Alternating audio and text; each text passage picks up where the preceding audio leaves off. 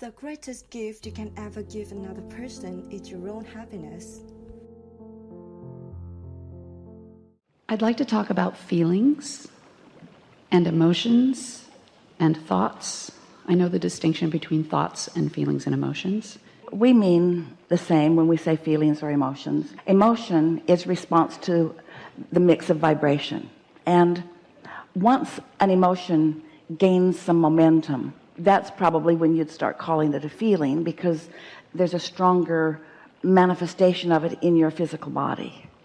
And all emotions are in response to the mix of thought between what you're thinking and what your inner being is thinking in any given moment. I feel very much in alignment a lot, and I experience this Guidance. It's almost like swimming in the ocean of good feeling and good thoughts. Yeah. And yet I desire to physically feel excitement, or I have this kind of, it seems very narrow and it's pleasant and it's awesome, and I don't have the negative. The way you do that, you may be, and a lot of people do this, you may be trying to maintain the safety of alignment without the risk of misalignment. And so yes, that's what I came for. So sometimes you don't allow your thoughts to move around enough in order to allow strong enough momentum to really get going. When you think about it, sort of like in the rampage that we were offering a little bit ago, if you have a thought that feels good to you and you stay focused on it, other thoughts like it will join it. And if you stay there long enough, you'll get some momentum until you will allow it to parlay itself into something that is really exhilarating. But most people are too objective for that. So you're thinking the thought about what you want, but then another thought slips in, and thinking about what you want, and then another thought slips in. You following? What I do want, what I don't want, what I do want, what I don't want. It's interesting that we're having this conversation, because just this week Esther had a first-time experience during meditation, because she, like you, is wanting to be aware of what receiving mode she's in. In other words, you're always in a receiving mode, but from what broadcasting tower am I receiving?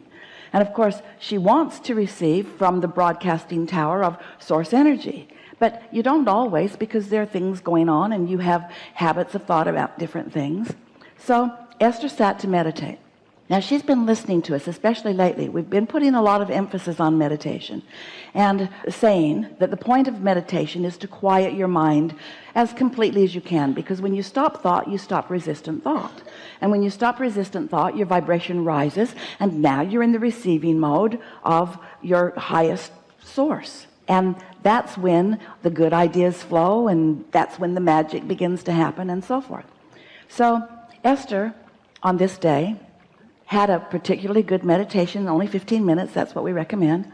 And toward the end of the 15 minutes, she received what she knows is a download of thought. She knew she was receiving it from broader perspective, because it wasn't anything that she'd been thinking about at all. And it involved some people that she has known and had some interaction with on one of her houses some years ago. And as the thought came about them, now this thought swam in on the current of pure positive energy. She knew it for sure.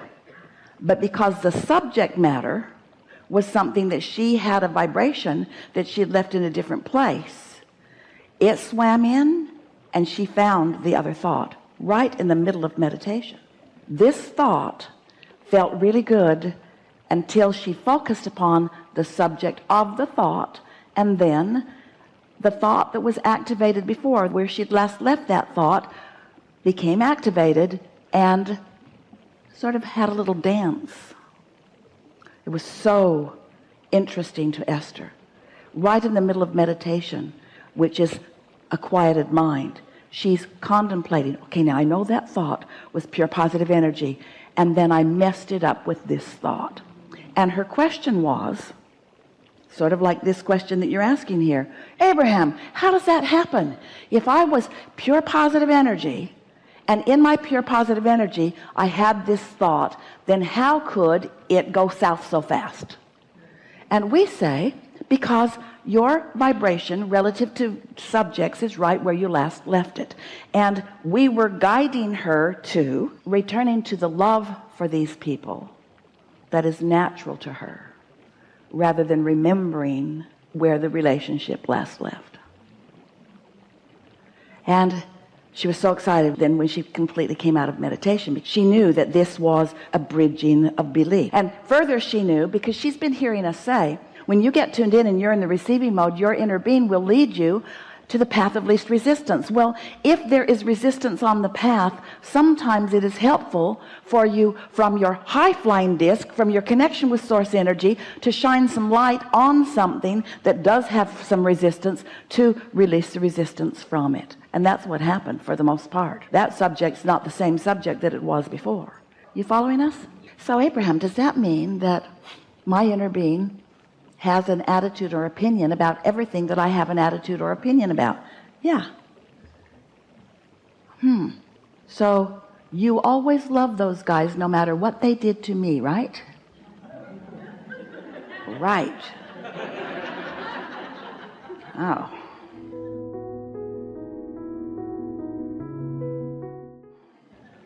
So you're not ever going to join me in a negative thought about anyone. Right. So if I want to be fully who I am and fully in alignment with who I am, I got to find some way, if I'm going to think about that, of thinking about it in a way that allows alignment. And that's the process of bridging those thoughts. There are so many thoughts that you could think about that you could go through the buffet and just not choose those things and just choose the things you like. But if one of the things in the buffet is married to you,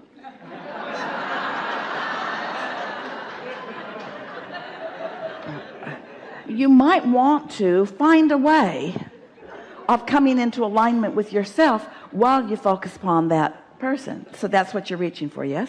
The thoughts are easy for me to guide or be guided by. The thoughts are the easy. It's the physical feeling, like in my body. I know that we want manifested, but like when you talk about desire, I can think, oh, I'd like to do that, and I'd like to, but I don't feel. Well, then that's because you're not letting that thought run raucously through the woods long enough before you kill it with a contradictory thought.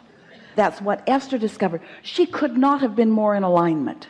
She was in that place of deep breathing. She was soaring with the angels. She could feel her connection, and a thought came that felt so good, and then and it was because she introduced a contradictory thought to it. But you see, she was in meditation in a place where she could really feel the difference. She could really feel the difference. And right now, according to you, you can't feel that difference because you're telling us something that you believe for sure that just can't be true. You're telling us that you're holding a positive thought and that it's not gaining momentum. Like that's natural. That's not natural. A positive thought will gain momentum unless you're introducing negative thoughts to it. You know, I guess I've always held that the opening of every seminar, every meeting, you say, are you knowing what you're wanting? Yes. And I say sometimes, most of the time. Yes. Or not at all. But I guess I'm looking at the physical sensations. The physical sensation is guidance, it's emotion. And your physical sensation, if you're not getting to a place where you're soaring on a really regular basis, then you have thoughts that are active in your vibration that you're not admitting to. And Esther was doing the same thing. She didn't even know she was doing it. It was just easy to avoid that subject, a subject that she doesn't want to avoid. She wants to love those people. But she wasn't loving those people because she was remembering where she'd last left it. And they don't deserve to be loved. You see what we're getting at? I do. But Esther deserves to love them. And Esther can't bear not to love them because her inner being is. So if it's someone that you can just avoid the subject of, then fine. Choose other thoughts. But if it keeps coming up, then you got to change it. We know you think you're asking a different question, but you're not. It's the same question. Law of attraction says that that which is like unto itself is drawn. So if you are focused upon something and there's no resistance in it, that thought is just going to swell and become more, and the momentum of it is going to become more until everything is just going to feel so delicious to you that you just can hardly bear it. In Esther's dream last night, she was walking somewhere in some place that she doesn't even know that she's been, looking up into a sky that she doesn't even know exists, and seeing a moon that was more beautiful, and an owl flying, and a bat flying, and a seagull flying, and all these beautiful things flying. The dream was representing the vibrational absence of resistance that was going on then, you see. And it just got more and more beautiful. Then light came into it, and then the sky became beautiful. It was like the northern light. It was like in her dream she was allowing the universe to just add to it and add to it and add to it and add to it and add to it and add to it and add to it until it was nearly incomprehensible. In her dream she couldn't even find words to describe it, and finally just gave up on trying to find any words and just enjoyed the beautiful festival that was happening all around. And that's what will happen to you anytime you pick a good feeling thought and stick with it. But law of attraction doesn't really let you pick a good feeling thought and stick right with it. If there's a subject that's active within you, or that was one time active within you, that contradicts that thought, the focusing upon things that you want will naturally release the resistance. That's really what we want to say to you. We'll say it to you in this way: if you have a desire that is strong enough, it doesn't matter what you believe, that desire will triumph. But the benefit of recognizing your emotions and catching yourself in the early subtle stages of a dip is essential to maintaining the control of the thoughts that you're thinking so that it can increase. I'm great at that. But it just brings me back to, not apathy, but it brings me back to this lovely feeling of joy and happiness, and what you said earlier, which is I don't let it go. We can see how that's hard to take. Yeah. No, I love that. I love that. And now that I'm used to that, I want more. Feel what you're doing. I love this, but it's not enough. And there's lack in that vibration that holds it right there. Yay! Yeah. Clarity. Sometimes people think that what we're promoting here is bouncing off the wall enthusiasm. Well, that's fun sometimes, but it gets tiring. But something that is satisfying, ooh, just right. And sometimes bouncing off the wall enthusiasm is what's satisfying, and sometimes peaceful contemplation is what's satisfying, and sometimes an interest in something is satisfying. And so we think that if you'll just focus upon feeling satisfied, that the satisfaction will grow. But you're dissatisfied. You're saying, I want this feeling to become more, and that will slow it down. Really good. Really good. Enough?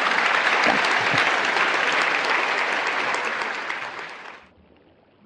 We want you to feel the pride in where you are, in the way that we feel it about you. There are no mistakes. There are just opportunities for greater and greater clarity.